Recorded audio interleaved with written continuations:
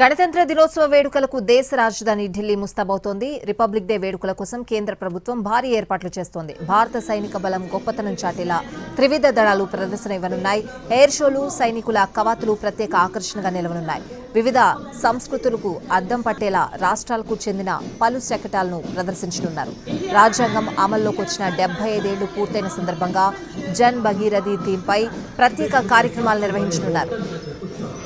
कर्तव्य पथ की गरिमा को अपने कदमों से सम्मानित करता इंडोनेशिया 152 सैन्य कर्मियों से बना। ఈసారి రిపబ్లిక్ డే వేడుకలకు రిపబ్లిక్ ఆఫ్ ఇండోనేషియా అధ్యక్షుడు ప్రబోవో సుబియాంటో ముఖ్య అతిథిగా హాజరు కానున్నారు. భారత సాయుధ బలగాలకు చెందిన కంటెంజెంట్స్తో పాటు 160 మంది సభ్యుల కవాతు బృందం, ఇండోనేషియాకు చెందిన 190 మంది సభ్యుల బ్యాండ్ కర్తవ్య మార్గ్లో కవాతు చేయనున్నారు. కర్తవ్య పథ్లో ఇవాళ ఉదయం 10:30 ఫుల్ డ్రెస్ రిహార్సల్స్ అట్టహాసంగా ప్రారంభమయ్యాయి. కేంద్ర రాష్ట్రాలకు చెందిన 31 శకటాలు ఫుల్ డ్రెస్ రిహార్సల్స్లో ప్రదర్శన ఇస్తున్నాయి.